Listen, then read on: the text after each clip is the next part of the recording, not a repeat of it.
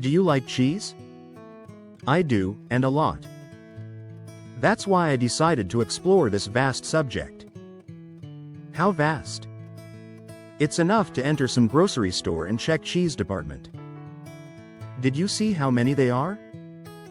Which one to pick, how to pair them with our food. So, here we go. We start with short cheese's genesis, and only then we explore flavors and more. Let's go. At its core, cheesemaking is a controlled preservation process designed to extract the solids from milk, fat and protein, and reduce moisture to prevent spoilage. While thousands of unique cheeses exist, they almost all share a core foundational process. Milk from cows, goats, sheep, or water buffalo is collected. It can be left raw for complex flavors or pasteurized, heated briefly to destroy pathogens. The milk is warmed to an optimal temperature for microbial life. No matter if it's a delicate mozzarella or a rugged chunk of Parmigiano Reggiano, almost every cheese on earth follows this foundational process. 1. Inoculation, acidification.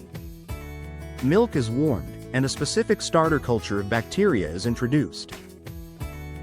These friendly microbes consume lactose, milk sugar, and convert it into lactic acid. This changes the pH of the milk, a crucial step for flavor development and preservation. 2. Coagulation, curdling, an enzyme called rennet is added. Rennet acts like a molecular pair of scissors, cutting up the milk protein casing so that it clumps together, transforming liquid milk into a custard-like gel. 3. Cutting the curd. The gel is sliced into cubes. Cutting increases the surface area, allowing liquid whey to escape from the solid curds. Large curds retain more moisture, destined to be soft cheeses like brie. Tiny, rice-sized curds expel maximum moisture, destined to be hard cheeses like Gouda. 4. Cooking and stirring. The curds are gently heated and stirred in the vat. This firms them up and expels even more whey. 5. Separation and pressing. The liquid whey is drained away. The remaining curds are placed into molds or hoops and pressed. Pressing knits the individual curds together into a cohesive block or wheel. 6. Salting.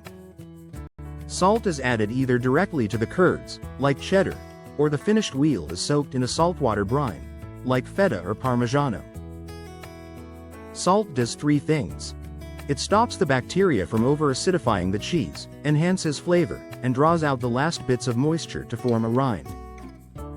7. Affinage, aging. The cheese is moved to a climate-controlled cave or cellar. Under the watchful eye of an affinor, a master cheese ager, the cheese flips, brushes, and ages anywhere from 2 weeks to several years. Enzymes break down fats and proteins into complex flavor compounds. The 7 major cheese families. While there are thousands of regional varieties, nearly every cheese falls into one of these 7 distinct styles, categorized by texture, moisture, and rind treatment. 1. Fresh cheeses, no rind. These cheeses are unaged, high in moisture, and have a mild, milky flavor. Because they are not aged, they have no rind and must be eaten quickly. How they're made. Milk is coagulated quickly using acid or minimal rennet, drained briefly, and packaged without pressing. Key examples.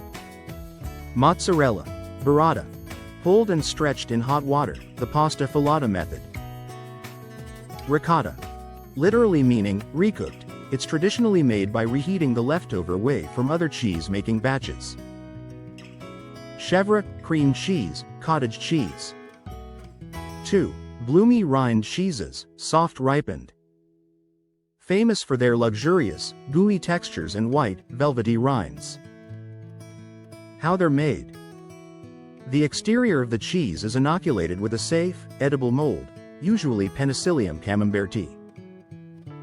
As the cheese ages from the outside in, the mold breaks down the proteins, turning the chalky interior into a luscious paste. Key examples: Brie, mild, buttery, and slightly mushroomy. Camembert, more robust, earthy, and pungent than Brie. Triple cream, e.g., Saint Andre. Extra cream is pumped into the milk before curdling for a butter-like texture. 3. Washed rind cheeses, the stinky cheeses. Recognizable by their orange, pinkish, or sticky rinds and powerful aromas, though their interiors are often surprisingly sweet and mild. How they're made. During aging, the wheels are repeatedly bathed in salt brine, beer, wine, or spirits.